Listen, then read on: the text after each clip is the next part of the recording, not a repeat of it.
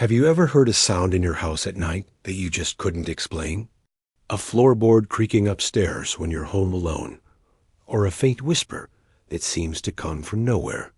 For me, it started with a knock, a soft, rhythmic tapping on my bedroom door. It happened every single night, right around 3 a.m. At first, I tried to rationalize it. It's an old house, I'd tell myself. The pipes are settling, the wood is expanding. But the sound was too precise, too deliberate. Tap, tap, tap. It was like someone was politely asking to be let in. After a week of sleepless nights and my heart pounding in my chest, I decided I had to be imagining things. Maybe I was dreaming it. So I'd get up, open the door, and find nothing but the dark, empty hallway staring back at me. The silence that followed was somehow even more unsettling than the knocking itself. My friends thought I was losing it. They suggested everything from a squirrel in the attic to a prankster neighbor. But I knew it was something else.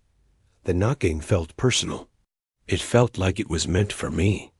My curiosity finally got the better of my fear. I had to know what was happening. I bought a small motion-activated camera and positioned it on my dresser, aimed directly at the bedroom door. I made sure the angle was perfect, capturing the entire doorframe and a bit of the hallway beyond. That night, I went to bed with a strange mix of terror and anticipation. I tossed and turned for hours, my ears straining for that familiar sound. Finally, exhaustion took over, and I drifted into a restless sleep. The next morning, the first thing I did was grab the camera. My hands were shaking as I plugged the memory card into my laptop. I fast-forwarded through hours of still, silent footage of my door. Nothing.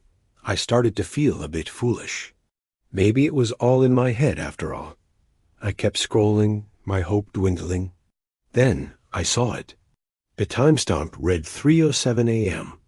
The video flickered to life. On the screen, I watched my own bedroom door, bathed in the dim glow of the nightlight from the hall. And then it started. Tap, tap, tap. The sound was faint on the camera's microphone, but the timing was exact. I watched, mesmerized and horrified. I expected to see a shadow, a figure, anything. But there was nothing there. The hallway was empty. The knocking stopped. I held my breath, my eyes glued to the screen.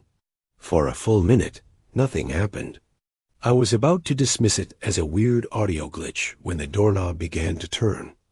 Slowly, impossibly slowly.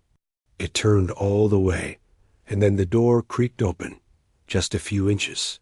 My blood ran cold. I live alone. There was no one else in the house. I leaned closer to the laptop screen, trying to see what was on the other side. The camera's night vision painted the scene in an eerie green. The door hung ajar, revealing a sliver of the dark hallway. And then something emerged from the gap. It wasn't from the hallway. It came from inside the door itself.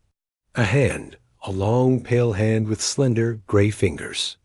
It slid out from the edge of the door, as if the wood were made of water. The fingers flexed, then slowly, deliberately, they knocked against the outside of the door. Tap, tap. I slammed my laptop shut, my heart trying to escape my chest. I stared at my bedroom door, now closed and looking completely ordinary in the morning light. The footage was undeniable. It wasn't someone trying to get in. It was something already inside, living within the very walls of my home. It was trapped in the door, and every night it was knocking to get out. I haven't slept in that room since. Sometimes, late at night, I think I can still hear it. A soft, polite tapping from down the hall. But I'll never open that door again. Some things are better left locked away. Thanks for listening, and if you have any similar experiences, please share them in the comments below. Stay safe out there.